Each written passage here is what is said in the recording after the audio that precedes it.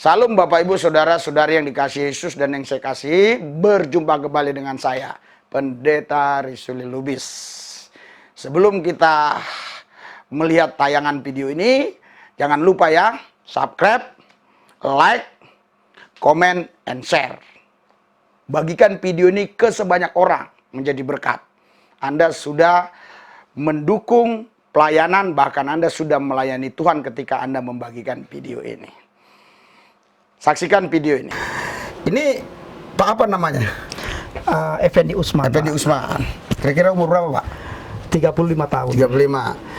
35. Sudah berkeluarga, Pak? Sudah.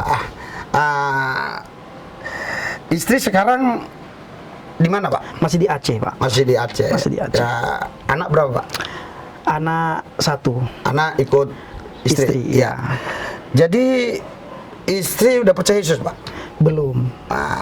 Setelah Bapak percaya Yesus, bagaimana tantangan dari pihak istri dan pihak keluarga lain, bahkan dari pihak keluarga-keluarga yang sangat mungkin jauh lah? Saya pernah waktu 8 bulan yang lalu ya, Pak. Ini saya mulai dari dulu dari sini. 8 bulan yang lalu, ketika saudara, teman, dan masyarakat Aceh, mereka benar-benar sudah percaya 100% bahwa saya sudah percaya kepada Yesus. Jadi saya banyak membaca komentar, kalau saya pulang ke Aceh, saya dibunuh. Bahkan ada orang juga yang mengatakan, jangan kamu bawa nama Aceh. Ada nggak pernah yang langsung telepon, Pak, membunuh? Sebenarnya ada, Pak, tapi saya tidak mau angkat. Ya, oke. Tidak Tapi mau angkat. Ada. Ada nggak yang pernah membuat di sosmed langsung berbicara kayak saya dulu, katanya darah saya halal, dia langsung buat YouTube? Ada? Belum ada. Saya belum dapat. Tidak ada lah, tidak ada. Bisa dibilang tidak ada ya. Tapi lewat telepon pernah. Pernah, sering. Kalau lewat ketikan-ketikan itu banyak lah. Itu sudah pasti banyak. Sudah banyak. Terus Bapak di telepon tuh, dalam telepon tuh kurang lebih apa katanya? Dia orang Aceh juga. Orang Aceh. Iya, kurang lebih. Dibilang kepada saya, tolonglah kembalilah ke Islam. Karena agama yang benar di sisi Allah adalah agama Islam.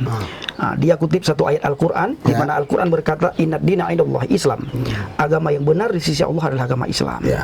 Saya jawab dengan lemah lembut waktu itu, Pak. Saya tidak menyalahkan apa yang dia baca, karena itulah Al-Quranul Karim. Saya katakan, memang benar, agama yang benar itu adalah agama Islam, itu kata Allah. Tapi di posisi saya sekarang ketika saya percaya kepada Yesus, saya tidak lagi melihat agama. Karena kekristenan, saya katakan waktu itu bukan berbicara masalah agama, tapi berbicara masalah keselamatan dan kerajaan surga. Saya bukan cari agama, tapi saya cari Tuhan yang benar. Semua agama itu baik, tapi tidak semua agama mengabarkan tentang kebenaran, kebenaran tentang ketuhanan Yesus. Itu tidak semua agama dikabarkan itu. Maka saya akan berpegang teguh pada iman percaya saya sekarang. Malah ada dikatakan begini, Pak, berapa kamu dibayar masuk Kristen? Gitu, Pak. Saya bilang, saya masuk Kristen itu bukan dibayar. Justru saya rugi masuk Kristen. Saya tidak bisa lagi bertemu dengan mama saya, dengan anak saya. Kalau saya bisa ketemu sama mereka, Pak, kalau saya kembali ke Islam. Kalau saya masih berada di dalam kekristenan, itu saya juga memahami hal itu, Pak. Memahami. Ketika saya percaya kepada Yesus dulu, Pak, saya juga sudah memikirkan apa yang akan terjadi ke depan ketika saya masuk Kristen. Dan perlu teman-teman ketahui, saya masuk Kristen itu tidak ada satu manusia pun yang datang ke rumah saya, orang Kristen, orang Yahudi, orang Nasrani, untuk mengajak saya masuk Kristen. Kenapa saya perlu katakan hal ini, Pak? Karena Al-Quran mencatat dan orang Islam selalu memakai ayat ini. Mereka mengatakan, lan tarda Yahudi wan Nasara hatta tattabi'a millatahum. Tidak akan rela orang Yahudi dan Nasrani sebelum kamu mengikuti millatahum, agama mereka. Nah, saya katakan pada waktu itu sama orang yang telepon saya, perlu kamu ketahui, tidak ada orang Yahudi datang ke rumah saya, tidak ada orang Kristen datang ke rumah saya, tidak ada orang Nasrani datang ke rumah saya mengajak saya atau kasih sembako kepada saya sehingga saya masuk Kristen. Saya tidak mengalami hal itu. Bahkan saya katakan, saya pernah dikecewakan sama beberapa hamba Tuhan, Pak. Nah, jadi tidak perlu saya sebutkan kenapa. Yang jelas itu saya alami. Nah, tapi ketika saya berjalan dengan Tuhan, di dalam Tuhan, Dia adalah Yahweh Yireh yang menyediakan segala-galanya bagi saya selama saya bergantung pada Dia. Jadi waktu Bapak ikut Yesus, ya, pasti kan jeda antara sehari seminggu kita nggak tahu kan ketahuan dengan keluarga Iya. atau istri. Iya. Apa sikap istri? Apa kata istri kepada Bapak? Saya tidak bisa lagi komunikasi, Pak, kecuali saya kembali ke Islam. Tapi pernah sempat komunikasi setelah Pernah Kristen? sebentar. Terakhirnya apa yang dia tuh? Penginjil, hamba Tuhan maupun pendeta, Pak, siapapun orang Kristen, pernah tidak mendengar, pernah tidak membayangkan dan memikirkan kenapa agama Islam itu bertumbuh. Ya. Nah, salah satunya mereka memperdengarkan iman mereka, Pak. Ya. 1 hari 5 kali. Ya, Nah, ajan-ajan lah contoh. lalu kita ini orang Kristen pernah tidak memperdengarkan iman kita kepada dunia. Nah, saya suka sekali, Pak, dimanapun saya sering di Grab Ya. bersaksi. Jadi begini, Pak, kan kalau dalam kekristenan, saya ke Muslim dulu ya. Iya.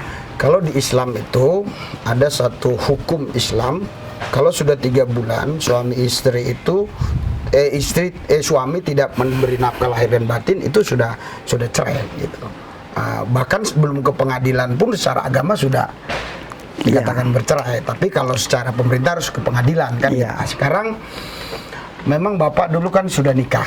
Iya. Secara Islam, KUA Pak ya. Iya. Bukan nikah siri tingkat nanas bukan ya. Bukan. Betul ya. Bukan kayak yang orang Arab di apa sana itu di puncak. Jadi supaya agak ini relate ya. Jadi seandainya ada wanita yang takut Tuhan, yang mau melayani menginjil juga, memang Bapak masih ada niat untuk nikah dalam Kristus? Saya beberapa 2 tahun yang lalu, Pak, ada juga beberapa pendeta menanyakan hal itu kepada saya untuk saya menikah karena tidak baik seorang diri. Waktu itu saya belum memikirkan ke sana. Saya masih bisa dibilang saya senang sekali dengan penginjilan, Pak. Saya sudah menikmati bagaimana enaknya penginjilan. Saya kalau bicara penginjilan, Pak, saya kalau tidak penginjilan, Pak, saya nangis. Saya ingat mama saya ingat anak saya. Mama saya berkata, kalau kamu enggak, tolong kembali ke Islam. Kalau enggak, ya begitulah, Pak. Nah, jadi yang membuat saya sukacita di dalam Tuhan itu, Pak, ketika pelayanan.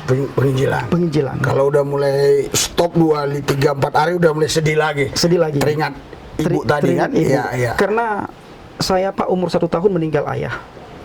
Saya tidak kenal ayah saya, dan saya tidak punya abang, tidak punya adik, tidak punya kakak, anak tunggal. Lalu tamat SD, mama saya antar saya ke pesantren. Nah, tamat pesantren, mama saya ingin saya menjadi seorang, bisa dibilang guru ulama ya. Ulama, guru agama, ustadz, segala macam. Tetapi saya tidak mau hal seperti itu, Pak. Bahkan mama saya juga ingin saya kuliah, saya juga tidak mau. Saya orang benar-benar bejat, Pak, dulu ya, sebelum ditangkap Yesus. Maka saya kadang-kadang sekarang menyesal sekali ya, kenapa dulu saya dengan mama saya, bagaimana saya buat mama saya. Tapi saya percaya, Pak, kasih mama saya kepada saya itu sampai sekarang masih sangat luar biasa. Begitu juga saya selalu bawa mama saya dalam doa. Saya tidak pernah mengatakan kepada orang-orang mama saya masuk Kristen. Tidak. Yang saya minta sama Tuhan bagaimana mama saya percaya kepada Yesus. Ya. Jadi saudara, Bapak Ibu sekalian, kita ini orang-orang yang kata orang murtadin, tapi kalau saya lebih senang dikatakan mualib. Kalau baru bolehlah murtadin. Mualib itu, kalau mualaf itu dari Kristen ke Islam, kalau dari Islam ke Kristen mualib. Ya, jadi saya lebih senang dikatakan mualib. Tapi Pak, kalau saya lebih senang dikatakan kafir, Pak. Kaya akan firman. Iya, kaya akan firman. Jadi, saudara, kami ini memang sudah mempersiapkan diri kami, saudara, untuk Kristus. Ya, kami bukan berarti orang nekat, bukan. Tapi kami tidak takut apa saja kalau kami memang diperintahkan Tuhan memberitakan Injil Yesus Kristus. Jadi demi Injil Yesus Kristus kami tidak takut apapun, saudara. Ya. Terus Pak, apa kendala Bapak, Pak, dalam pelayanan, Pak? Dalam penginjilan, Pak? Kendala saya dalam penginjilan, sebenarnya saya belum alami kendala ya, Pak. Belum alami kendala. Tapi kalau saya ingin menceritakan kepada teman-teman, kendala seseorang dalam penginjilan itu apa? Banyak orang mengatakan dana segala macam. Saya tidak ada donatur. Dulu saya punya satu organisasi, Pak, yang mengutus saya ke Mentawai ya. Nah, tapi karena saya melihat gelagat yang tidak enak, daripada saya berdosa, tahun 2018 saya keluar dari organisasi itu. Saya berdoa sama Tuhan, kalau Tuhan izinkan saya pelayanan penginjilan, saya tidak mau lagi diutus oleh organisasi ataupun oleh sekelompok orang yang mengatasnamakan penginjilan, padahal tidak pernah melakukan penginjilan. Jadi ada kata-kata pemanfaatan seperti itu, Pak. Lalu saya bilang, Engkaulah Tuhan yang punya segala-galanya. Setiap saya masuk ke penginjilan ke pedalaman, Tuhan menyediakan lewat Tuhan siapapun. Jadi, nah, yang membuat rintangan dan halangan, Pak, dua hal. Ketakutan dan kekhawatiran. Nah, ini saya buang. Takut untuk penginjilan, takut untuk melangkah, khawatir akan segala macam, itu saya buang, Pak. Jadi saudara, kalau kita sungguh-sungguh ya memberitakan Injil dengan tulus, pasti kita dipelihara Tuhan. Karena Tuhan itu bukan hanya Tuhan yang ada di aras, tapi dia Tuhan yang datang dalam kehidupan kita. Dan dia pun memproklamirkan dirinya sebagai gembala. Jadi gembala yang baik itu kalau datang musuh, gembala itu harus hancurkan musuh itu. Entah ular, entah harimau, begitu kata pemazmur, gadanya akan menghancurkan. Jadi pasti kalau kita memberitakan Injil, Tuhan pasti pelihara kita. Donator kita itu Yesus. Itu yang Bapak ini katakan tadi, dan itu juga yang saya alami. Bedanya saya sudah lama ikut Yesus, tahun 1996. Saya percaya Yesus, saya yakin sudah banyak Anda yang tahu ceritanya. Jadi Pak, ada kemana lagi nih mau penginjilan? Kira-kira planning. Saya tetap ingin pulang ke Aceh. Mau penginjilan ke Aceh? Mau penginjilan ke Aceh, Pak. Karena saya membaca, Pak ya, saya melihat sulit sekali masuk Injil ke Aceh. Sebenarnya tidak sulit, Pak. Sebenarnya ya, saya sudah ke Padang, Pak. Nah, di Padang juga orang bilang sulit masuk Injil. Kalau Injil itu kita jadikan sebagai gaya hidup, sebagaimana Yesus katakan, belajarlah kepadaku karena aku lemah lembut rendah hati. Kalau itu ada sama kita, Pak, orang tidak akan menanyakan apa agamamu dan apa Tuhanmu, siapa Tuhanmu. Nah, saya memposisikan diri saya, Pak, bagaimana saya ini menjadi sahabat bagi semua orang. Nah, ketika menjadi sahabat bagi semua orang, orang itu pasti dengar apa yang saya katakan. Jadi saudara, Bapak Ibu sekalian, banyak kali orang-orang berkata, kadang pendeta, pakai hikmat lah, janganlah menginjil ke Aceh, janganlah ke Padang. Saya udah jalan itu semua. Lihat di Facebook saya, bagaimana saya doain orang di Padang, di pinggir jalan, di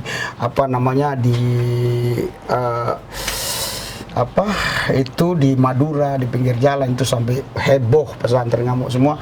Terus saya layani orang di Aceh, di Sabang. Jadi kalau Tuhan perintahkan kita, kalau Tuhan di pihak kita, nggak ada yang lawan kita, nggak ada yang bisa lawan kita. Yang penting kita jangan hina-hina orang. Kita hanya beritakan Injil Yesus Kristus, ya kan? Kalau kita tahu pun tentang kitab-kitab orang lain atau kitab suci orang lain, ya kita sampaikan aja yang tertulis begitu, ya kita sampaikan begitu. Saya rasa yang sering bilang pakai hikmat lah. Hikmatnya seperti apa? Hikmat itu harus bicara.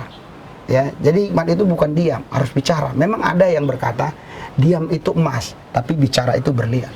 Jadi oleh sebab itu saudara, Anda pilih emas atau berlian? Saya lebih pilih berlian kalau saya, ya.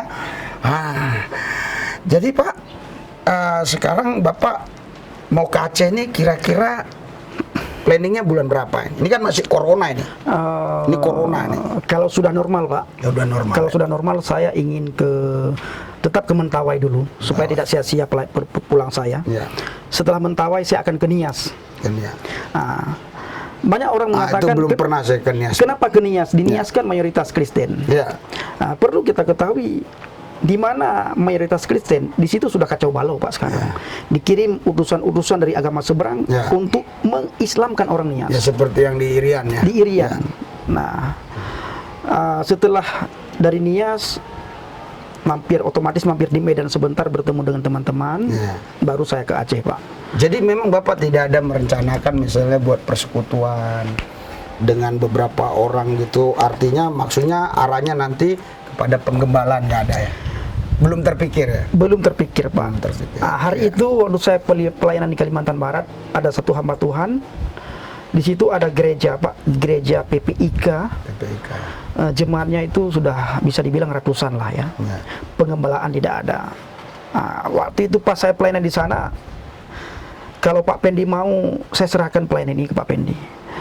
Saya berdoa nggak dapat, Pak. Ketika saya nggak dapat, saya ceritakan apa yang saya dapatkan dalam doa. Akhirnya saya pulang lagi ke Semarang. Yang saya rindukan, Pak, bagaimana orang di dalam Kristus itu jangan lari, khususnya pedalaman, Pak. Pedalaman itu tidak ada lagi sekarang penginjil maupun misionaris masuk ke pedalaman, Pak. Sudah sibuk bukan sibuk ya, sudah sering masuk ke gedung-gedung. Beda misionaris dulu dengan misionaris sekarang. Kalau misionaris dulu itu masuknya ke pedalaman. Sekarang nggak lagi, masuknya ke gedung-gedung. Saya, Pak, salah satu murtadin ya, yang jarang masuk gedung. Bisa dibilang tidak pernah. Kecuali saya hanya beribadah. Kalau untuk bersaksi, saya lihat-lihat. Bisa dibilang saya tidak mau bersaksi di gedung gereja. Saudara, Bapak Ibu sekalian, luar biasa Yesus ini. Kesaksian Bapak ini hampir sama seperti saya. Saya itu belum tentu 3 bulan itu diundang orang sekali pelayanan di satu gereja begitu. Yang ada adalah inisiatif saya ke satu daerah tertentu yang memang Tuhan perintahkan. Mungkin Anda berkata, dari mana dananya? Yesus kita Maha Kaya. Jadi bisa saja sampai ke sana karena Tuhan yang melihara. Saya punya anak 5, sekolah 4, yang syuting ini udah tamat SMA, yang ini lagi masih kelas berapa ini. Semuanya kami dipelihara Tuhan luar biasa sekali. Ya, jadi saudara, Bapak Ibu sekalian, jangan takut. Kalau memang kita dipanggil Tuhan untuk beritakan Injil, kita tidak usah takut. Kita harus jalan memberitakan Injil Yesus Kristus. Saudara, ini kenapa ya wawancara ini sepertinya kok nggak teratur poin 1 poin 2. Anda tahu, kami tidak ada istilahnya pakai protokoler beginilah nanti begini, nggak ada. Itu permainan dunia. Nanti kok ngomong gini, nggak ada. Jadi ceritanya 2 hari atau 3 hari yang lalu Bapak ini telepon saya, katanya mau ke Tangerang. Apa dekat alamat Tangerang ini ke tempat Bapak? Ya memang cukup jauh, saudara, tempat ini ya. Saya pun tidak tahu namanya ini apa Pak? Saya juga tidak tahu. Ya jauh kali ini ya. Udah lewat Mauk lah, lewat Mauk. Jadi saudara, kami kemari. Seharusnya kemarin, tapi karena ada wawancara, ya kita persiapkan. Jadi kita pakai 2 ini ya, 2 mic. Biasanya kita hanya pakai 1. Kita cari ke Glodok. Ya puji Tuhan ya. Ya lumayan harganya. Ya 1 juta berapa gitu, hampir 2 juta lebih. Jadi saudara, kita untuk Tuhan itu kita harus lakukan yang terbaik. Kita melayani Tuhan, jangan mikirkan upah. Nanti Tuhan sendiri yang pelihara hidup kita. Contohnya seperti Pak Effendi Usman ini, sampai hari ini dia dipelihara oleh Tuhan Yesus. Saudara,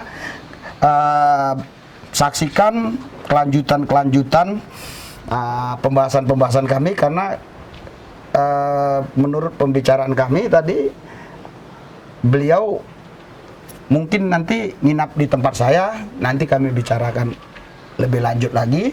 Nanti kalau di tempat saya mungkin kami membuat video-video singkat membahas yang lebih dalam. Membahas yang lebih dalam sekali. Jadi ini hanya kesaksian. Oke? Kita berdoa, Tuhan Yesus berkati semua pemirsa yang ada, supaya mereka betul-betul ikut Yesus, takut akan Tuhan, sungguh-sungguh mengasihi Yesus, tidak gentar, tidak takut memberitakan Injil. Dan bagi mereka yang pangkat rendah hati, bagi mereka juga yang punya uang menjadi dermawan, bagi mereka yang tidak punya uang juga mereka menjadi dermawan. Semua bisa menjadi dermawan dengan pikiran, dengan tenaga, dengan dana, dengan apa saja. Kami bisa melayani Yesus sesuai talenta karunia masing-masing. Terima kasih Bapak, dalam Yesus yang kudus kami berdoa. Amin. Kenapa? Tolong kembalilah ke agama Islam. Nah, kalau tidak, panjang lebar dia katakan, saya tidak bisa. Ya, itu saja cukup. Jadi tolong kembali ke agama Islam. Berarti sudah berapa lama Bapak tidak ketemu dengan istri? Sejak saya keluar dari Aceh, Pak. Oh, iya, kurang lebih berapa? 5 tahun. Oh, selama 5 tahun Bapak belum pernah kembali Belum lagi ke pernah Aceh. ketemu. Nah, waktu itu Pak, Tapi Bapak berani kasih tahu Aceh Bapak di wilayah mana saja, nggak usah apalah RT RW-nya, daerah Tabiren, Tas Singkil, entah mana lah. saya Kabupaten Biren. Oh, Biren. Biren. Ya, saya pernah pelayanan. Sebagaimana kita ketahui, Biren itu Pak, ada satu daerah itu adalah dijuluki dengan kota santri. Ya, ya saya pernah pelayanan di sana. Jadi ada nggak kata-kata dari istri, ya kita pisah saja lah. Kamu sudah Kristen atau entah apalah dia sebut. Waktu itu sebelum dia ngomong seperti itu Pak, ada panjang lebar dia ngomong, saya tidak tahan mendengar suara istri saya. Akhirnya saya matikan. Oh, tapi intinya arah ke situ. Iya. Intinya arah ke situ. Berarti kalau anak belum pernah hubungan belum pernah hubungan. umur berapa anak? Dulu waktu saya keluar di Aceh, umur anak 6 tahun setengah Pak. Oh, Saya dulu orang yang paling, kalau teman-teman melihat saya seperti ini, tutur kata seperti dulu Pak, saya walaupun tamat pesantren, itu kelakuan jauh daripada kata-kata pesantren. Ya. Itu teman-teman bisa tahu semuanya. ya. Nah, makanya di video saya di YouTube itu pernah saya sampaikan Pak, saya tidak malu mengatakan saya ini murtadin. Ya. Yang saya malu itu adalah ketika saya tidak percaya kepada Tuhan Yesus. Itu yang membuat saya malu, membuat saya takut, membuat saya khawatir, karena agama tidak menyelamatkan saya. Ya. Nah, tapi ketika saya murtad daripada Tuhan Yesus, itu yang membuat saya takut sekali. Nah, maka tahun 2018 Pak, ada seorang hamba Tuhan pendeta ajak saya pelayanan penginjilan ke Aceh. Ya. Nah, waktu itu saya belum berani Pak, belum berani pulang. Tapi setelah saya menyanggah, pertama sekali saya menyanggah Ustadz Yahya Waloni Pak. Ya. Ini saya senang sekali dengan beliau Pak. Dulu itu beliau ngefans saya. Ya. Saya setiap Bapak ngefans dia. Saya ngefans beliau, iya. Ya. Setiap beliau khutbah di Aceh, di daerah saya khususnya daerah Biren Pak, itu saya selalu ikuti. Istilahnya ini Bapak ini termasuk murid non formal lah, karena setiap ada dia buat tablik akbar di Aceh Bapak Saya hadir. Tapi Bapak, tidak Aceh umumnya Pak ya. Ya. Kalau dia buat di Biren, saya hadir. Kalau dibuat tempat lain kan jauh. Kalau di Biren saya pasti hadir. Bahkan kita senang sekali. Ya. Nah, ketika saya menyanggah beliau nanti dulu, apa yang Bapak sukai dengan ceramah si Yahya Waloni? Sukanya apa? ketika dia menjelek-jelekan Kristen. Oh, itu kami membanggakan. Bangga gitu ya. Bangga sekali. Jadi waktu Bapak dulu Islam, waktu Bapak dulu belum percaya Yesus, dengar Yahya Waloni kalau jelek-jelekan Kristen tuh seneng. Dengarnya gitu. Bukan saja senang Pak ya, gembiranya minta ampun. Gembira. Jadi tapi oke. Kalau misalnya bukan Yahya Waloni, ustadz yang lain juga jelek-jelekin waktu itu, umpama saya tidak tertarik dengan yang lain. Oh, saya tertarik dengan Ustadz Yahya Waloni. Oh, ya. Karena bagi saya dulu Pak ya, bagi saya nih dulu, suara beliau itu bisa menggentarkan saya ya waktu itu. Saya selaku laskar Islam bisa dibilang ya. Ya jadi Bapak berpikir ya apa yang diomong Yahya Waloni itu tentang Kristen begini-begini itu benar semua. Benar semua. Oh, iya. Benar. Nah, makanya sekarang saya Pak harus berani juga meluruskan hal-hal yang seperti itu. Nah, kembali lagi saya cerita sedikit Pak. Ada seorang pendeta yang mengajak saya pulang ke Aceh karena ketakutan saya tidak berani pulang. Nah, tapi setelah video saya viral di Facebook, di YouTube, waktu jaga Yahya Waloni waktu pertama yang Yahya Waloni, selama 3 bulan Pak saya vakum dalam pelayanan. Saya ketakutan. Terus saya berdoa, saya menemukan satu ayat dalam Alkitab di mana Tuhan berkata, Tuhan tidak pernah memberikan kepada kamu roh ketakutan, kiim, melainkan roh kasih, kuasa, pengendalian diri. Puji Tuhan, pelan-pelan Pak, keberanian saya sekarang itu diberikan oleh Tuhan itu berlipat ganda. Amin. Benar-benar tidak ada lagi saya rasa takut, itu nggak ada lagi Pak. Amin. Takut. Makanya setelah saya mendapatkan keberanian berlipat ganda oleh Tuhan, diberikan oleh Tuhan, saya telepon lagi orang yang mengajak saya pada tahun 2018 pulang ke Aceh. Nah, sekarang beliau tidak berani lagi Pak. Beliau tidak berani lagi bawa saya ke Aceh karena saya sudah viral di Aceh. Bagaimana kalau nanti kita buat schedule kita berdua ke Aceh? Saya siap. Saya udah jalan sampai ke Sabang Pak. Kalau dulu adalah hidup Islam, mati rahmatan lil alamin, mati itu adalah mati orang beriman. Sekarang itu hiduplah Kristus, matilah keuntungan. Amin. Nah, jadi 121. Jadi bagi saya Pak sekarang, saya sering nih bicarakan sama teman-teman,